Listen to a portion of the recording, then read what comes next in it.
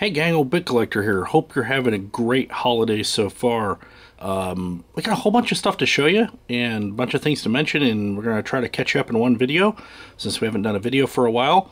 And instead of using a tripod this time, I'm going to be moving the camera around, so I'll try not to shake it up too bad, but bear with me here. So the first thing I wanted to show you is, number one, the obvious thing that you see here in the video, and that's this little screen. This is not a propeller-powered product. Rather, this is a eBay find from China. But this thing was about $40 shipped. It is a VGA monitor, and as well as a composite monitor. It's actually got two composite inputs. I think it was intended to be used as a dash monitor for a reverse cam in your car. So the only thing it doesn't have is it doesn't have sound, and I don't know why. It looks like they probably made a sound version of this, as the plastic edges of the screen seem to indicate that there is probably a model that has sound. This one just does not. So we've got some speakers plugged in tonight. But all in all, you know, it's kind of rare when I buy something out of China and I don't kind of have to excuse the quality a little bit because of where it comes from. And this particular item I am quite pleased with. I did run to, as mentioned on the forums, a sync issue. Initially, it did not want to synchronize on mode 4. I had to run it 2 or 3 times and then run a couple games, and it finally synchronized, and then it seems to remember the synchronization just fine. I've had no other synchronization issues since it finally kind of caught up. And this was mentioned on the forum thread that these little monitors will sometimes take a little bit of patience in doing. You'll have to run a mode 4 program. In my case, I used a couple different mode 4 programs, and it finally went, oh, okay, and started working properly. But as you see here, it's got a great screen. Hopefully this is coming out great on the camera. Despite its 7-inch size, it's easy enough to sit here and read it. So if you're traveling with your MMC, this is a perfect purchase. I've been going to club meetings here in the Orville area and taking the MMC, and I'm getting really tired of hauling heavy monitors around. So, but we're going to use that tonight in the demo. The other thing I want to tell you about is we have a contest winner. Several of you started on the Christmas present contest to get an MMC that you can either keep for yourself or give away to someone for Christmas. And one of you crossed the finish line. And so I want to congratulate Demetrius DSAP on the forums. His lunar lander program is very complete, works very well. You'll have to have a nunchuck to use it, plugged into your MMC, but he did a great job with it. As a matter of fact, let's just run that program here and take a look.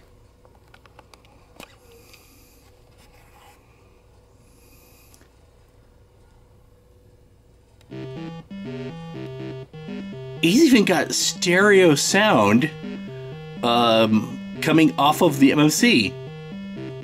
That's fabulous. Well-earned, well-deserved prize.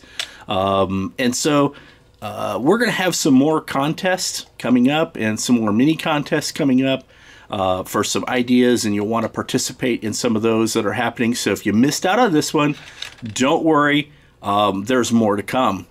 So make sure you get on the forum thread, grab a copy of this game. It is fantastic. It is, you know, level 1, pretty easy. Kind of get you up to speed. Guaranteed by level 4. You're going to be working at it a little bit. So that's the little monitor. And by the way, let me pan over here across the bench. We're prepping the kit. This is the prize kit, and I've got just one more thing I need to take care of. It's going to go out this week. We'll get it in the envelope and get it on its way over there so that hopefully you'll have it in time for Christmas. This is, they got the Wii compatible controller, power supply, the switching regulator that replaces the 7805, and the preloaded SD card, and of course a complete kit. Of course, looks like I'm missing a piece here. This we don't normally put in until we close the envelope, and that's the PCB. Don't worry, it'll be in there when it gets there. Yeah, Roger, I hear you laughing. Okay, so that's with the prizes that are going out and the new monitor. One more thing that I'm working on here, and that is we had a request on the forums to see if we could maintain some compatibility with some existing propeller software, specifically that TV out software, the AV out software for the TV or composite. Now, we just didn't have room for it, a composite connector on this board. Sacrifices were made to get other things in there like that easy to use larger card, but it's easy enough to add this, and you can actually plug in the components required onto the little breadboard and jumper it in, or you can do what I've done. I've created a little board. We're still waiting for our proto boards to get here, so in lieu of having those yet, I've just created a little perf board of my own. Let me pull these wires here and disable the sound. And this is the little board I created. It's a little bit ugly. I probably could have done a little better job, but it's a single-sided board. And to create the AV out circuit, it's really 3 resistors that are needed there. I believe it's a 1.1K at the top end, a 560, and a 260. See the forms and make sure I've got that right. And you wire that up to the signal line of the RCA connector, and this is just a little RCA adapter from Parallax, and then the other side goes to ground, and I've got a little solder jumper here on the base of the board jumping into ground. So one thing that you do want to do though before you start experimenting with AV out is you're probably going to want to, and let me get zoomed in here a little bit, hopefully this comes out good on video, is you're probably going to want to invest in a set of these switches. I've mentioned this in the thread. These switches will suffice instead of the pin jumpers that we had originally designed to go in those positions. You can put these little switches on. I think they're about 80 cents a piece over at either supplier, either DigiKey or Mouser. And putting the switches on will help you keep your sanity. The one switch over here in front of us allows me to switch the Micromite off of the propeller pins and isolate it over here with this header. The other switch over by the Wii connector, of course, allows me to switch the whatever's plugged into the Wii connection port from Micromite I2C lines, or I2C lines, into the propeller's I2C lines.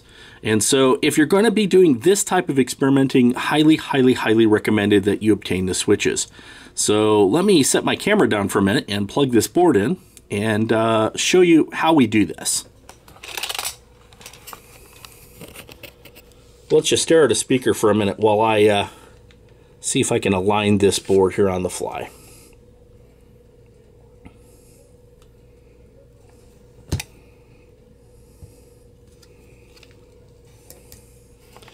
Okay, so I've plugged the little board in and I've got things up and running. I need to switch off the MMC when I'm doing this, and what I'm going to do is I'm just going to use my little switch here. I'm going to switch this in and switch the other one in, since I'm probably going to use the Wii controller to work with propeller-based programs as opposed to Micromite programs. And so let me kind of do a reset here. I'm getting a little bit of garbage for some reason. Let me check to make sure I've got this plugged in properly.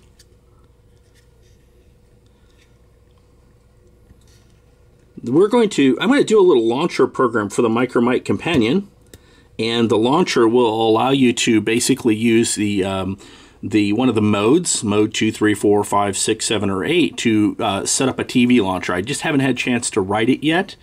That will allow you to plug in a board or plug in your AV circuit and then do the launcher to launch directly to something that's going to display on your television or your composite monitor.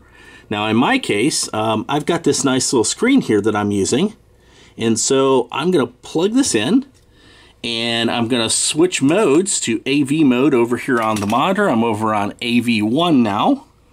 I've already set my switches to turn off the Micromite, turn it off the Wii, turn it over to the propeller, turn the Micromite off of the propeller, and now that I've done that, I'm going to go ahead and plug in a composite screen. And when you're doing this, what you do is you're going to use your probably F8 key to show a directory if you're using a Micromite Companion, which will do that without any requirement of a working prompt from the Micromite, and then your Control B, which is your run command to run the propeller binary. So I'm going to do Control B, and I'm going to type hero and hit enter. And there we go. I'm running the hero program. This is coming. This is a propeller program that's on my SD card, so it is a binary, and I'm running this through the TV out now over to my little monitor. And of course the sound's coming out of the speakers I have connected up. So all of those old games, the Boulder Dash, the Logo, Hero, Jetpack, I've started compiling these so that you can put them on your SD card, and I will do my best to come up with a launcher you can just hotkey into that will allow you to select what game you want to play. Now, most of these games I've got them configured to use the Wii Classic controller as opposed to the Nunchuck. Most of them work with that. One exception, I believe, is the Wolfenstein program, the Wolf 3D, which uses the keyboard to program. So lots of stuff going on. Carl has got a new version of the sprite editor.